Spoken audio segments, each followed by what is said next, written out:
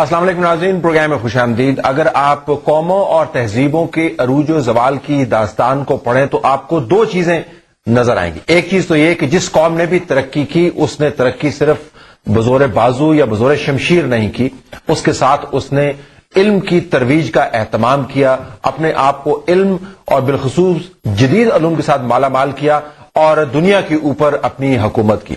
اس کے ساتھ اگر آپ یہ بھی دیکھیں کہ جن قوموں نے اور جن تہذیبوں نے دوسری تہذیبوں کو تباہ کیا، ان کی تباہی کا آغاز صرف جنگ و قتال کے ذریعے نہیں کیا گیا۔ سب سے بڑا اٹیک جو ہوا کرتا تھا وہ کتابوں کے اوپر ہوا کرتا تھا، انسٹیٹیوشنز آف لرننگ کے اوپر ہوا کرتا تھا۔ کتابوں کو وہ جلا دیتے تھے، تاریخ کو وہ ختم کر دیتے تھے۔ ادارے جہاں سے جو محکوم قوم تھی وہ پڑھ لکھ کر ایک آزادی کا علم بلند کر سکتے تھے، ان اداروں کو تباہ کر دیا جاتا تھا۔ پاکستان کے اندر بہت سارے مسائل کی جڑ تعلیم ہے، اور بالخصوص جو بڑے بڑے مسائل ہیں ان کی جڑ آپ کو نظر آئے گی ہائر ایجوکیشن کی کمی کے حوالے سے۔ پاکستان میں بڑا ٹیلنٹ ہے لیکن ٹیلنٹ کو ہون کرنے والے، ان کو بنانے والے ادارے نہیں ہیں۔ پاکستان میں اس وقت ایک بہت بڑا بحران چل رہا ہے اور اس بحران کا تعلق ہے ہائر ایجوکیشن کمیشن کے ساتھ۔ یہ وہ ادارہ ہے جو پاکستان میں اعلیٰ تعلیم کی ترویج اور اس کو صحیح طریقے سے استوار کرنے کا اس کی ذمہ داری ہے، لیکن آج کل حکومت وقت کا خیال ہے کہ اس ادارے کی کوئی خاص ضرورت نہیں ہے، اس کو چھوٹے چھوٹے ٹکڑوں کے اندر بانٹ کر پروونسز کے حوالے کر دیا جائے اور مرکز کے اندر جو اس کی حیثیت تھی اس کو عملاً ختم کر دیا جائے۔ کیا مرکز کے اندر اعلیٰ تعلیم کا کوئی کام نہیں ہے؟ ہائر ایجوکیشن کمیشن کی کیا پاکستان کو ضرورت نہیں ہے؟ اور اگر ہم نے ترقی کرنی ہے تو جو کرٹیکل ماس ہے، وہ لوگ جنہوں نے اس ملک کو چلانا ہے، کیا وہ ہائر ایجوکیشن کمیشن کے بغیر تعلیم حاصل نہیں کر سکتے؟ ہمارے پاس ڈاکٹر جاوید لغاری صاحب موجود ہیں جو چیئر پرسن ہے ہائر ایجوکیشن کمیشن کے، اور آج کل ذرا ڈاواں ڈول کیفیت میں ہیں۔ آپ کو بہت شکریہ آپ نے جوائن کیا۔ I am sorry we are not meeting in the best of circumstances, لیکن پاکستان میں حالات کچھ اس قسم کے۔ پہلے تو یہ بتائیے گا، اگر آپ چیئر پرسن نہیں بھی ہوتے ہائر ایجوکیشن کمیشن کے، ظاہر ہے آپ کی ڈاکٹریٹ ہے، آپ نے دنیا کو دیکھا ہوا ہے، باہر کی تعلیم کا ایکسپوجر ہے، پڑھے لکھے ہیں آپ، کیا آپ حکومت کی اس پالیسی کے اوپر پھر بھی معترض ہوتے کہ اس قسم کے ادارے کو اپورشن کر کے پروونسز کو دے دیا جائے بحیثیت پڑھے لکھے ایک انسان کے؟ جی السلام علیکم۔ میرا اگر آپ بیک گراؤنڈ دیکھیں، ادھر آنے سے پہلے میں سینیٹر تھا پاکستان پیپلز پارٹی میں اور ان کی ایجوکیشن کمیٹی میں تھا، بلکہ پاکستان پیپلز پارٹی کا جو الیکشن مینیفیسٹو ہے محترمہ کے ساتھ مل کے اس کا میں ون آف دی کو آتھرز تھا، میں شہری رحمان صاحبہ اور کمال اصفر صاحب، اور اس میں ایجوکیشن، انرجی، انوائرمنٹ، یہ والی جو پورشنز تھے وہ میرے ذمہ کیے گئے تھے۔ ایجوکیشن پالیسی میں نے بنائی تھی پارٹی کی، اور جہاں تک پارٹی کا خیال ہے اور آپ جو یہ کہہ رہے ہیں کہ حکومت، اس میں میکسیمم فوکس کیا گیا تھا کہ ہائر ایجوکیشن کو کس طریقے سے آگے لے کے جائیں گے۔ ٹھیک، تو یہ ہمارے مینیفیسٹو میں بھی ہے ہائر ایجوکیشن۔ تو یہ سیاسی اینگل، یہ تو سیاسی اینگل ہے۔ اور ایز این ایجوکیشنسٹ میں زابسٹ کا پریزیڈنٹ تھا، فاؤنڈنگ پریزیڈنٹ بھی تھا، اور اس سے پہلے میں امریکہ میں پروفیسر بھی تھا۔ تو ایسا ہونا چاہیے یا نہیں؟ یہ دنیا میں کہیں پہ نہیں ہوتا ہے، بلکہ دنیا آگے کی طرف جا رہی ہے کہ جہاں پہ ایک زمانے میں صرف منسٹری آف ایجوکیشن ہوتی تھی، انہوں نے ہائر ایجوکیشن کو الگ کر کے منسٹریز آف ہائر ایجوکیشن بنا دی ہیں یا اٹانومس باڈیز بناتی ہیں، جیسے ہمارے HEC میں پاکستان میں ہوا ہے، ساؤتھ کوریا میں، جاپان میں، ملیشیا میں، انڈونیشیا میں، ایجپٹ میں، ایران میں، یونائیٹڈ عرب ایمریٹس میں، ہر جگہ ہائر ایجوکیشن کی منسٹریز الگ ہیں۔ ایون انڈیا میں یونیورسٹی گرانٹس کمیشن آج تک فیڈرل انسٹیٹیوٹس ہیں، بلکہ وہ اپنے IITs اور بڑھا رہے ہیں، اور یہاں تک کہ اس سال ان کا پروگرام ہے کہ UGC کو بھی اپ گریڈ کر کے ہائر ایجوکیشن کمیشن انڈیا میں بن جائے گا۔ یونائیٹڈ کنگڈم میں کل برٹش پرائم منسٹر یہاں پر آئے ہوئے تھے، وہاں پہ minister for universities and science الگ ہے۔ تو دنیا ایک طرف جا رہی ہے اور ہم دوسری طرف دوڑنا چاہ رہے ہیں۔ اچھا یہ فرمائے گا، جب ہائر ایجوکیشن کمیشن نہیں تھا تو کیا پاکستان کے اندر کوئی پڑھے لکھے لوگ نہیں تھے؟ آپ نے جو اپنی ڈاکٹریٹ کی جی، تو وہ اس وقت کی جب ہائر ایجوکیشن کمیشن تھا کہ نہیں؟ نہیں، میں نے تو ڈاکٹریٹ اپنی یونائٹڈ اسٹیٹ سے کی تھی، لیکن ہائر ایجوکیشن کمیشن سے پہلے یونیورسٹی گرانٹس کمیشن تھا، اور اس زمانے میں یہ حال تھا کہ پاکستان کی ڈگریز کی ریکگنیشن بالکل نہیں ہوتی تھی۔ پاکستان سے جو ایک PhD کر کے نکلتا تھا، اور میں فیکٹ بتا رہا ہوں، میں یونیورسٹیز کا نام نہیں لوں گا، کہ پاکستان کی جس کو ہم کہتے ہیں لیڈنگ یونیورسٹیوں میں PhD تھا، وہ یونائیٹڈ کنگڈم میں جاتا ہے، وہاں کی جو ایکویولنٹ ایجنسی ہے اسی ہائر ایجوکیشن کمیشن کے برابر، انہوں نے بولا یہ ہمارے MPhil کے برابر ہے۔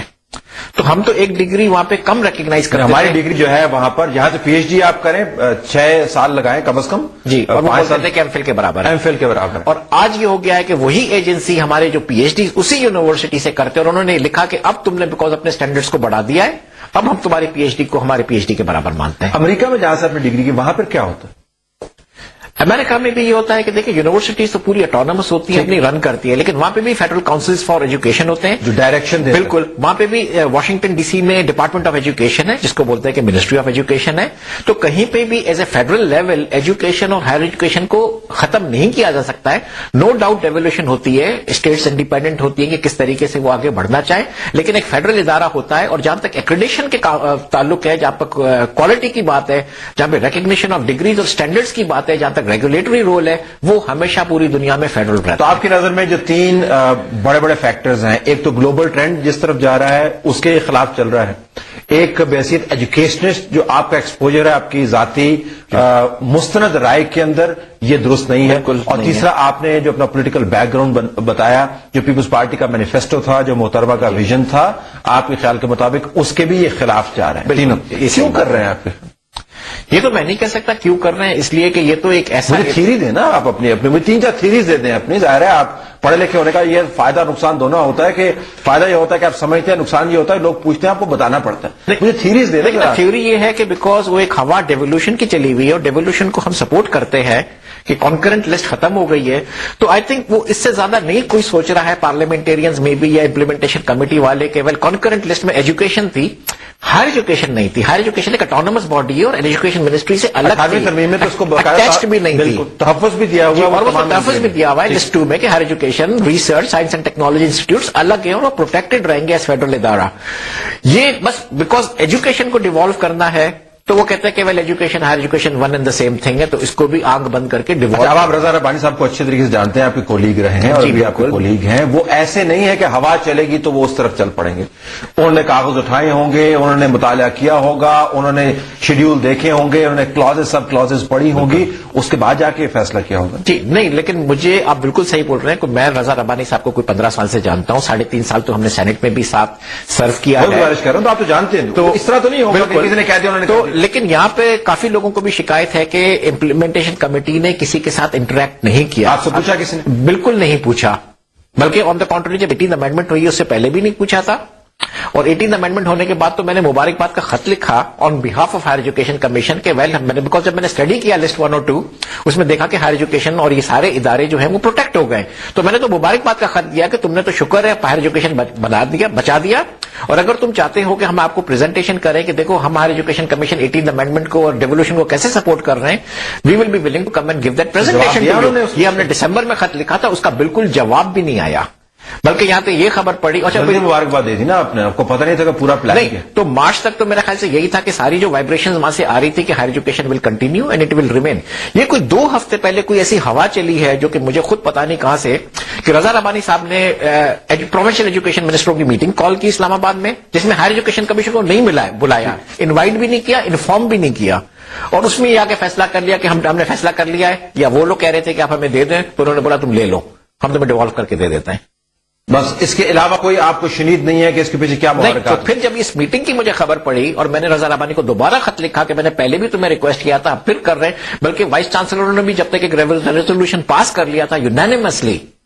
یہ اسلام آباد میں میٹنگ ہوئی تھی, سیکنڈ میٹنگ تھی, پہلے انہوں نے لاہور میں کی تھی, پھر اسلام آباد میں سیکنڈ میٹنگ کی, سیکنڈ ٹائم کیا ہائر ایجوکیشن کمیشن کو چلنا چاہیے باقاعدہ ریزولوشن. اور اس میں پھر میں نے یہ بھی لکھا کہ سارے صوبوں کے vice chancellors 2 from each province, 1 from federal territory, 1 from Gilgit Baltistan and 1 from Azad Jammu and Kashmir آپ کے پاس آنا چاہتے ہیں, ملنا چاہتے ہیں, پریزنٹیشن دینا چاہتے ہیں. کوئی جواب نہیں, اس پہ پھر انہوں نے ہمیں ٹائم دیا 3 دن کے بعد, اور یہ پورا ٹولہ گیا, سارے وائس چانسلروں نے پریزنٹ کی. یہ سارے لیڈنگ اکیڈیمکس ہیں ورلڈ کے, جس میں 3 تو اس میں ٹاپ یونیورسٹیز ہیں ہماری, اس لیول کے یونیورسٹیز بھی پاکستان میں آج کل اللہ کا شکر ہے آ گئی ہیں. نسٹ کے ریکٹر بھی گئے تھے وہاں؟ نہیں, اس میں قائد اعظم کے گئے تھے, اور وہ جا کے پوری ایک انہوں نے پریزنٹیشن کی, ایک ٹیکنیکل آرگیومنٹ دیا, میں نے پریزنٹیشن دی پاور پوائنٹ پہ, لیکن انہوں نے اس کے بعد بولا but thank you very much, لیکن ہم نے فیصلہ کر لیا. رسپانس نہیں کیا, رسپانس یہ کیا کہ تھینک یو ویری مچ, ہم نے فیصلہ کر لیا کہ ہم آپ کو ڈیوالو کر رہے ہیں. ہم نے فیصلہ کر لیا ہے, مطلب very in like which is true.